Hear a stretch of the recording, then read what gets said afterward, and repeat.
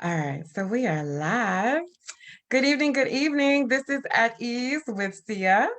And La Cherise, good evening, Facebook world, digital world, social world.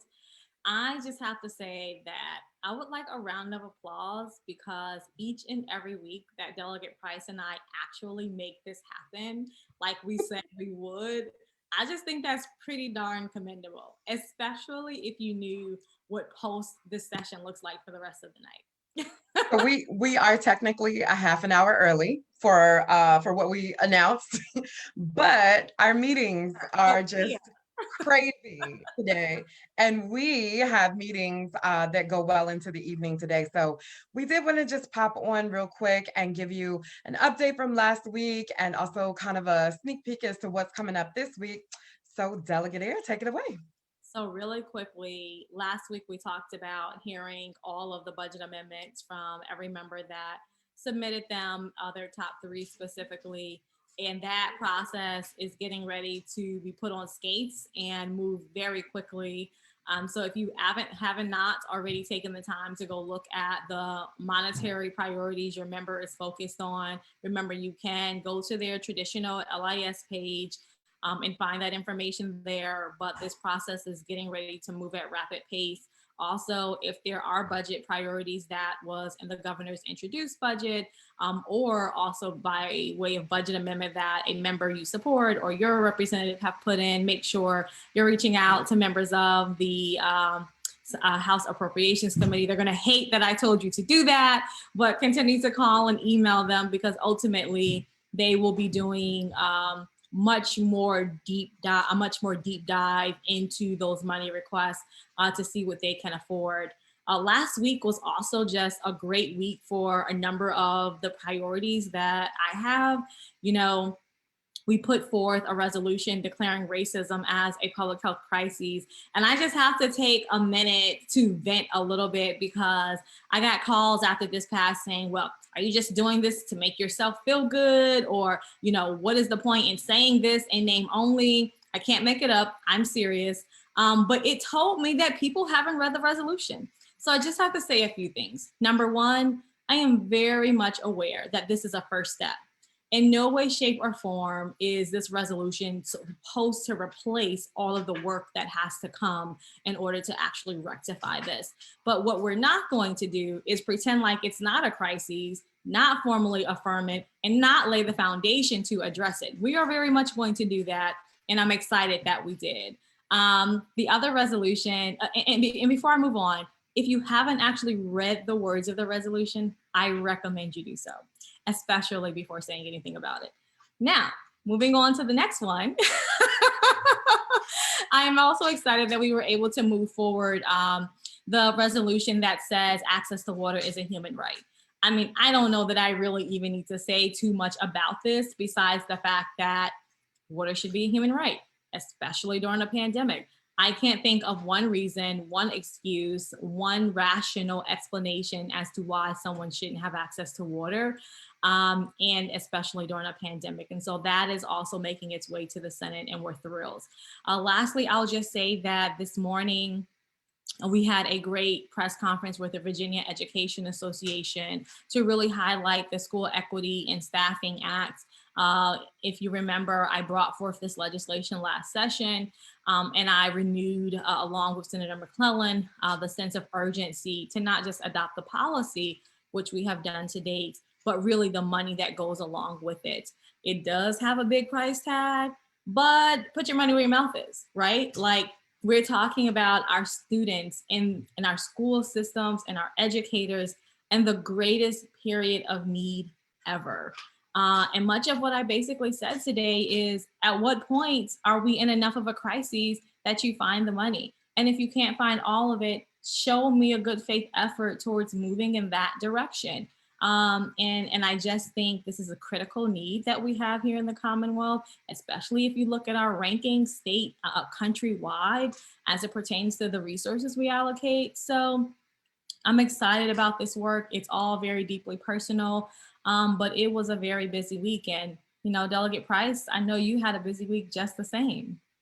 Yes, yes, I did. So, unfortunately, a criminal justice bill that I had for reconsideration of cases, or actually, it could fall under prison reform and criminal justice reform, but a reconsideration of cases where if you have been transferred to a DOC facility, but a judge wanted to reconsider your case and your sentencing, it was no longer able to be done once you had been transferred. And so we felt like that was arbitrary, was working with some organizations to try and get that at least extended for a year, so that if, you were able to go through, substance abuse counseling, or something to prove that you were on the right track, and if a judge wants to reduce your sentence, right, they should have the ability. But after a very long discussion, that bill was killed in the criminal sub of courts. So unfortunately, we did not move forward with that one, but we will continue to work on those efforts. We know it's really, really important. So one thing that did move forward, which actually moved through the subcommittee and committee process, but was also passed by the House today, is a curbside voting improvement bill. So basically, if you want to vote curbside, you should be able to stay curbside, right? Right. So this bill, House Bill 1921, helped that by allowing for you to stay in your car in order for you to vote curbside. And it also extended this ability not just to those that are disabled or injured, but also to anyone when we're in the middle of a health crisis like we are now, to minimize your exposure for those of us that have high risk. The law So that should be common sense. I mean, that's what we're trying to do. But it's through the lived experience of people with disabilities and those of us with high risk that it came out that was not the thing that was that was happening.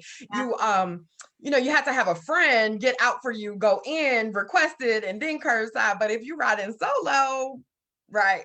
So it has to be posted. They have to come up with a way that you can initiate curbside voting from your car, from the curb, and be able to do that without getting out of your car. And so whether it's a phone number, honk 3 times, like whatever it is, it has to also be posted so that you know that it's available. So we are pretty excited about that, and hopeful for its chances in the Senate.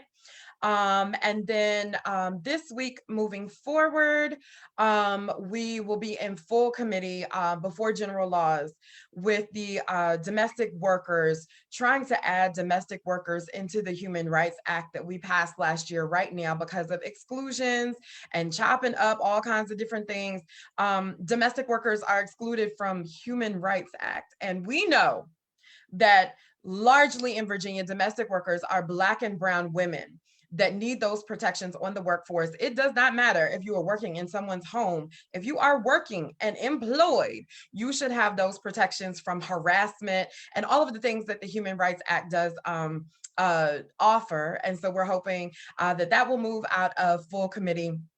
And then also continuing to work on housing justice. The payment plans bill is coming up, House Bill 18. Okay, so domestic violence. Sorry, working on too many things.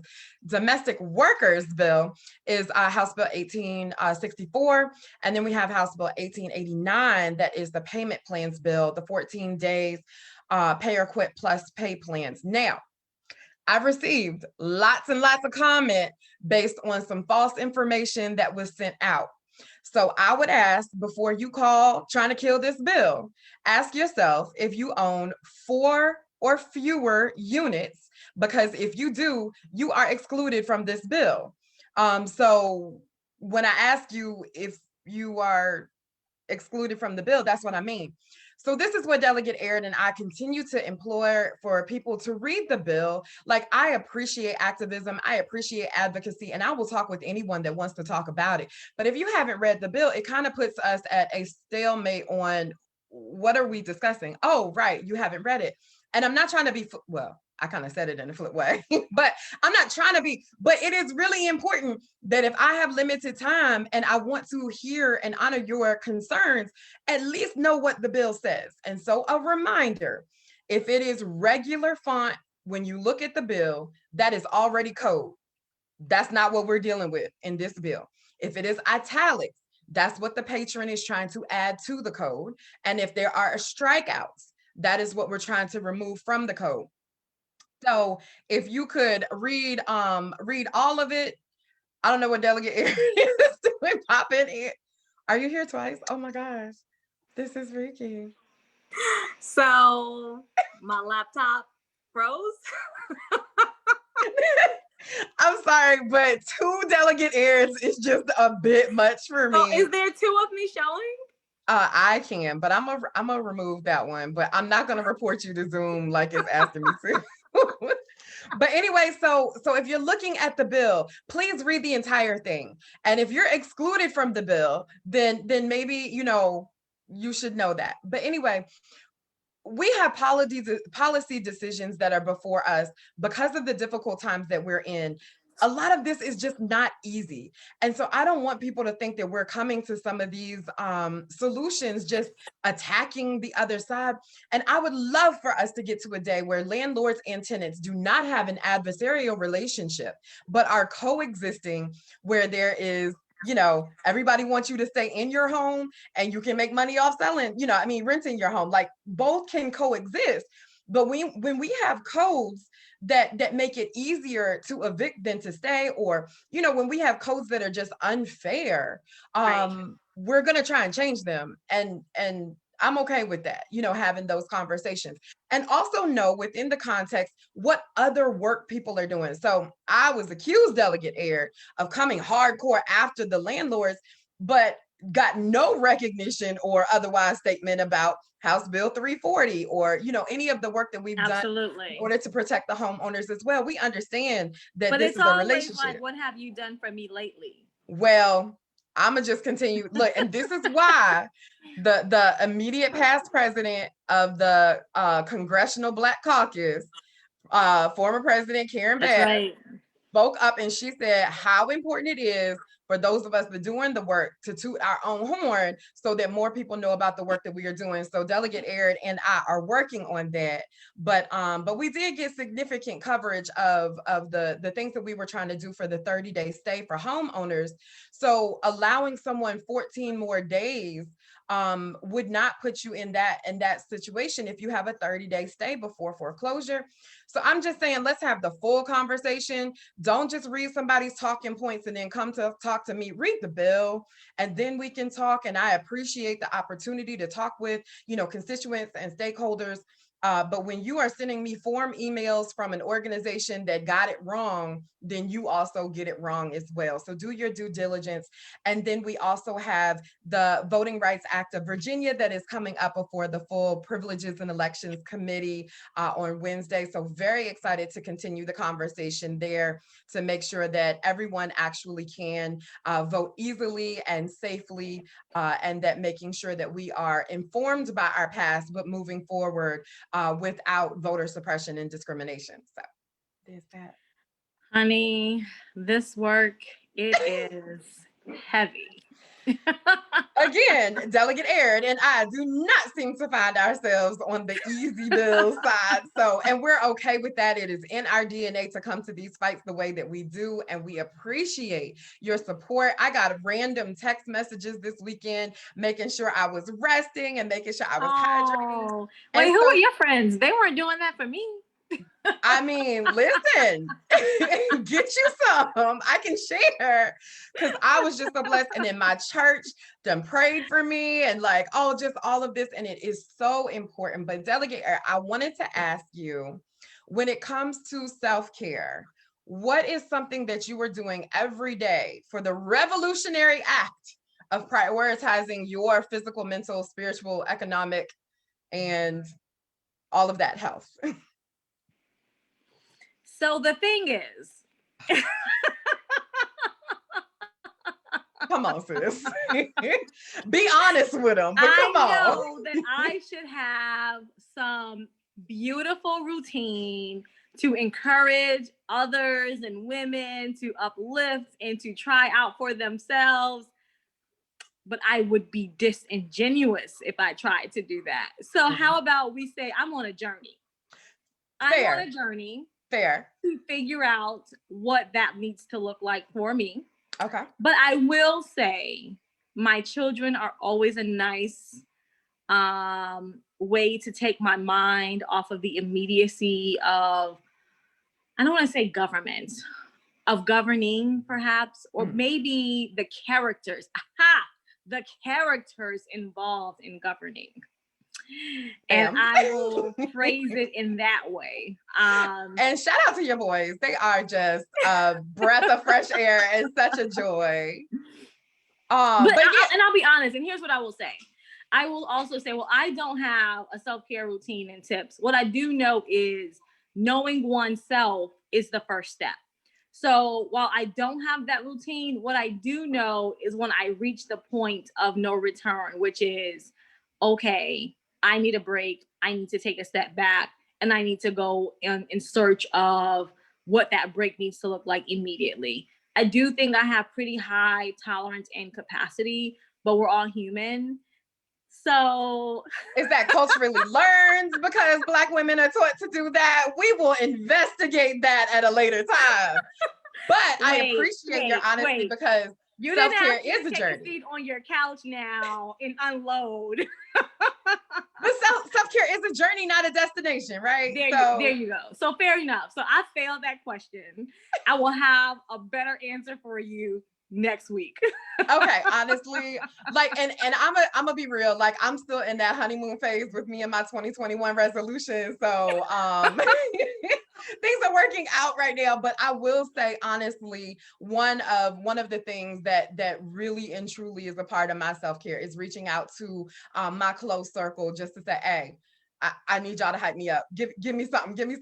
And they are just so generous and just can offer, you know, the reflection, the true reflection of beauty and self and determination and accomplishments when, you know, other negative messages might be coming, and just help me quiet the noise. Right. I am still working on enough sleep, because even with the bill limits, there are some significant pieces of legislation. How many pages is the legalization bill? 82. Right.